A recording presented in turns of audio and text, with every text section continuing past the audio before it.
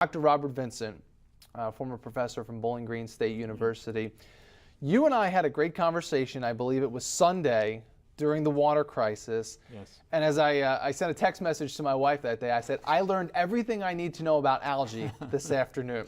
So what I want to do is, and I want to talk in a couple different parts, where we are, where we've been when it comes to algae, and then where we're going forward with algae and the problems. So in your estimation, when you heard discussions about the algae and causing issues with Toledo area water, what were your first thoughts?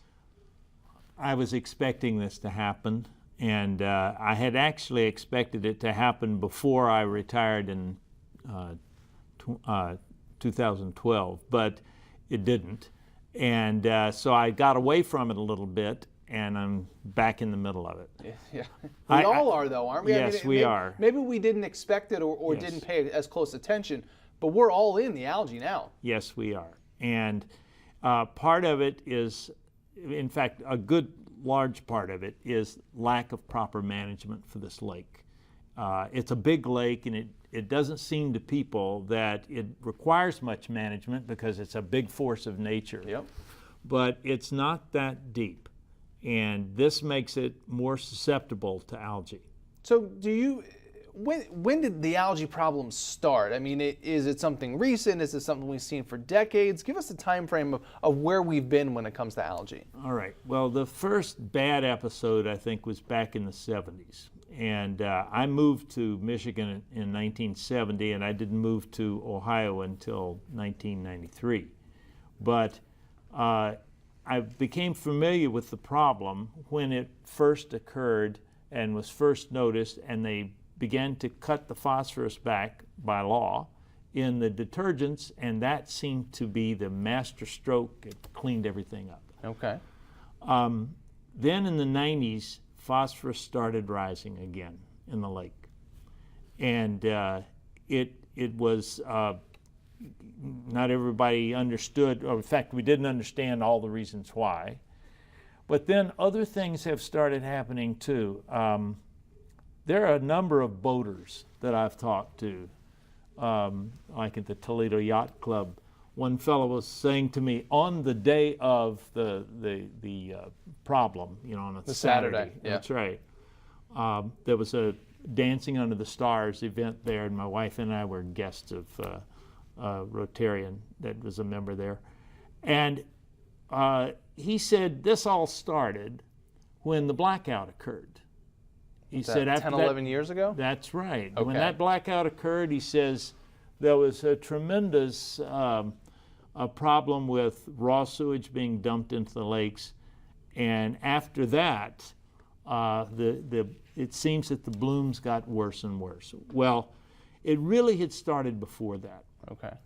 I started looking in 2002, and I was looking in the early blooming stages of these algae blooms because I had a concept that if we could spot them early, that we could put algicide on the early blooms and maybe kill it and maybe stop it from being a big bloom. Which is a simple, it's kind of like preventive medicine, right? That's if I go right. to the doctor every year to check my heart, hopefully I won't get to have a serious heart condition 10 years down the line. That's right. So why aren't we doing it then?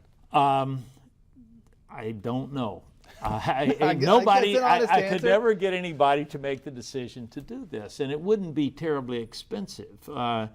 But what I would do is to find, let's say, multiple small blooms, and then I would, let's say, take 3 of them that we applied some algicide to, and 3 others that we didn't. So, and what's a small bloom to you? Is it 2 feet around, or is it something the size of a football field's a small bloom? Okay, that to doesn't me. sound small. Well, that sounds really big. That's true, but my pixels from the Landsat satellite are like 30 meters by 30 meters. So Okay. you get about roughly 5 pixels per acre. Right, and you've done a lot of research on that. If we could show some of the photos Yes. that you've been working on Yes. with some of the satellite images. Walk us through what we're looking at here and how ultimately you think this is affecting our area. You said this is 2008. Yes, this is 2008, September 25th of 2008, which was a very big bloom. Is this bigger than what we're experiencing now, you believe?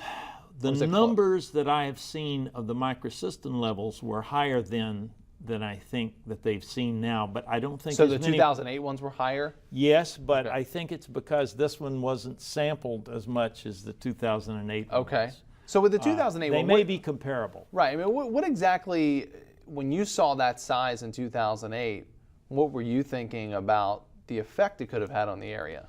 I was worried about microcystin, which is the toxin that Microcystis produces, and Microcystis is the species of cyanobacteria that's most common in Lake Erie. So what I wanted to do is to see if I could map microcystin directly. And you know, I had like 13 patents applied for at BGSU, and some had been awarded before I retired, and some had not. And now they almost all have been awarded. I mean, we haven't had a single one of these fail to. So that means that there is at least some will and some movement to try to address this. Yes. But do you feel like that the issue is being properly addressed? Or I guess I'll ask you this: has it been properly addressed in the past? Because going forward, I guess at this point we don't know. No, and the principal issue is that there is no requirement for measurement of microcystin of the lakes or of even the water plants. Which is an interesting point, because Toledo was testing even though they didn't need to. That's right. So the Toledo guys were on top of that. They were trying to do the right thing, even though, and it cost them more money to do it. Sure. But they were more worried about the health of the people than they were about not having a requirement for this and the money it takes to do it. So thank goodness that was true. Okay, so this has been asked of me a lot of different times, and I don't mean to put you on the spot here, but with your research and what you know about microcystins, were these in the water system 10, 20 years ago, and maybe we just didn't test for them? Yes, I think so. I think the tests for microcystin, which is the toxin, doesn't go back that far. They came out, at first they were very clunky, and then they got easier. Right. They're still expensive, and they still really should probably be run by a PhD toxicologist, because you have to treat different ranges of the toxin with different, you have to use different numbers and different ranges, which is not unlike what I have with the satellite. Okay. Yeah. Now, what I was able to do, the last one I applied for, which has now been granted as a patent, was the Microsystem Algorithm. And that image that I just showed you of Maumee Bay had everything that was red in that was above the WHO, World Health Organization, advisory for getting boats off the water. So let's look at that again. So you're saying the red on the right-hand side. Wait, there. I'm sorry. This is the one. It's the next one. I'll show you that. This one, the red was a much broader range, and the numbers that were actually measured from the water samples that day, the highest water sample was 65 parts per billion of microcystin. And 20, I understand, is what you don't want to shower in 20 water. water. You want to get the boats off the lake. And you came up with a 65. Yes. Wow. Well, no, not I. The measurement of the water sample, the highest one was 65. Okay. The highest one I came up with was 150. So algae. But that was in a place we didn't have a water sample. Right. We might have woken up in early August and thought, boy, algae is a problem today. But it sounds like you're saying that algae has been a problem for a long time and maybe not properly addressed. Yes. Definitely not, I would sound like. And the reason why it wasn't addressed is because it wasn't in the drinking water. But I've been worried about the boaters for a long time. I think that it's not healthy for them to be out in the waters. I went personally to, I saw a big bloom occurring over in the Port Clinton area. And I remember I asked my wife to go out to lunch. It was a Saturday or a Sunday, I can't remember. I think it was a Saturday. And we went over to Port Clinton, and I says, I want to eat at Doc's Beach House. And she says, well, we normally go eat at the Garden Inn. I said, well, yeah, but today I want to be at Doc's Beach House. Oh, okay. So we go to Doc's beach house, and then at the end I said, well, I want to go take some water samples of the water. And she knew what was up. Into working That's right. During lunch. Well, it won't be the first time. Yeah. You know. And so I did, and I wanted to get the kids out of the water. I mean, I could see the green algae there, and I was fairly certain that it would be high, but I didn't have the data to do that. And not only that, I didn't have the authority. Yeah. So I went home, we got it measured, and the highest one there was 155. No, I'm sorry, it was 55. 55. It was 55. And 20 is the limit for getting people out of the water.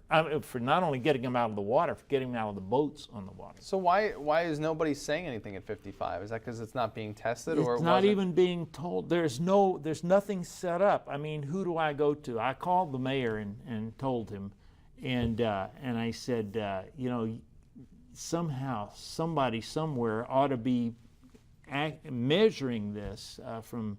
You know, in fact, it could be monitored from a satellite. But he says, well, it's not a requirement. You know, I mean, and we don't, you know, have the money for this. Doesn't the state do this? Doesn't the federal government do this? And the answer is no to all the above. So you see the problem. Yeah.